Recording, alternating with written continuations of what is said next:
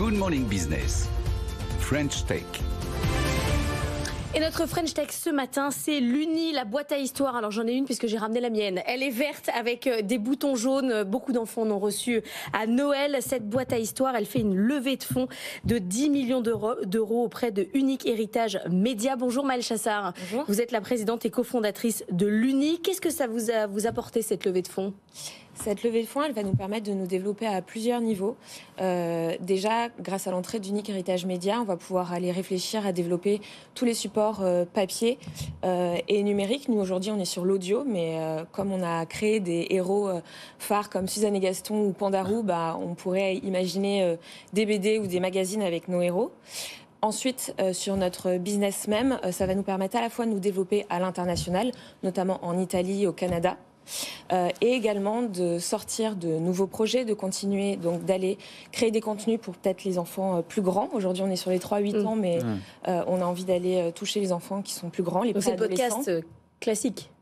Toujours sur de la fiction audio interactive. Nous, vraiment, notre raison d'être, c'est de mettre l'imagination au cœur du développement de l'enfant. On croit très fort que, déjà, on veut voler du temps aux écrans. On veut lutter contre la surexposition aux écrans. Et puis, on croit très fort que la fiction audio interactive, donc en fait, le fait d'écouter, mais aussi d'impliquer l'auditeur et l'auditrice en lui proposant de faire des choix pendant qu'il écoute son histoire, ça va lui permettre de développer son appareil critique, sa faculté à prendre des décisions et, bien évidemment, à développer son imagination. Il faut rappeler effectivement le succès de cette boîte moche, 1,5 million. Moi j'aime bien le design. Non, au début, quand vous regardez, non mais attendez, elle est moche, mais quel succès, 1,5 million d'unités. J'en ai offert plein, donc je peux en parler. 1,5 million d'unités vendues, et c'est vrai que sans écran. Franchement, quand le truc est sorti, on s'est dit waouh, et c'est génial parce qu'effectivement, on choisit son personnage, son lieu, l'objet avec lequel on va évoluer dans l'histoire. Donc franchement, grand succès, en plus consacré par une nouvelle levée de fonds. Mais c'est quoi la next step ? Parce que c'est bien, mais ça fait quand même... d'abord, en plus d'être relocalisé en France, il faut le dire, depuis 2020, avec une chaîne de production près de Bayonne. C'est quoi la prochaine étape ? Est-ce que vous allez inventer des nouveaux objets ?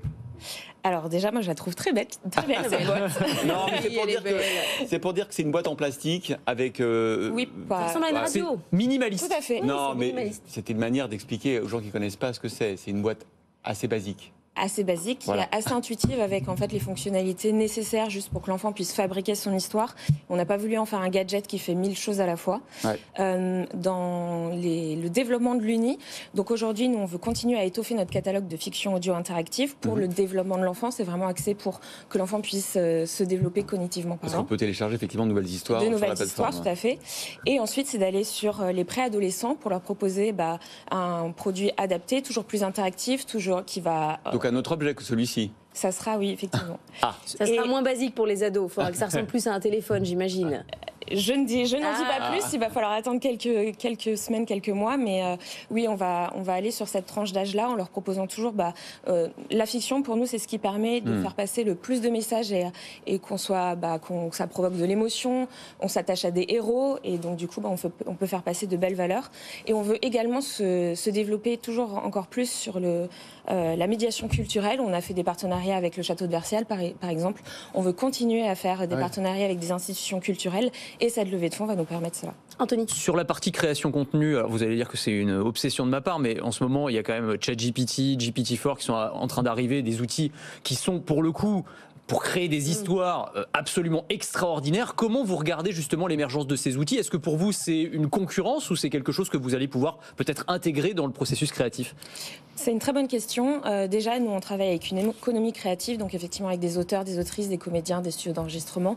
On veut continuer à faire travailler cette économie créative qui est très importante et qui permet d'avoir une patte qui aujourd'hui l'intelligence artificielle n'a pas encore exactement. Malgré tout, c'est des choses qu'on regarde de près, qu'on travaille en interne pour peut-être proposer aussi un autre type de récit, aller plus loin dans l'interactivité, proposer de la fiction qui serait autre que celle qu'on propose aujourd'hui, mais qui serait complémentaire. Ça ne viendrait pas concurrencer, ça serait complémentaire.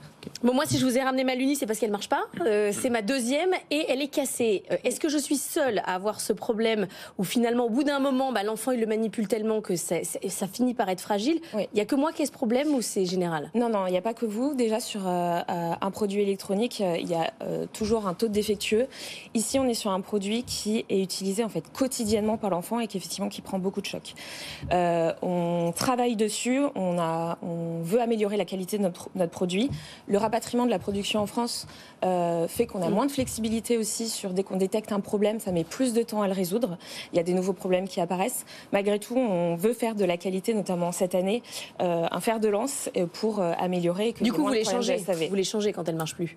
On les répare, non, on a un taux de réparabilité par contre de 98%. Ah oui, excellent. Ouais. Je rappelle quand même que 26 millions de chiffre d'affaires l'an dernier, 80 salariés.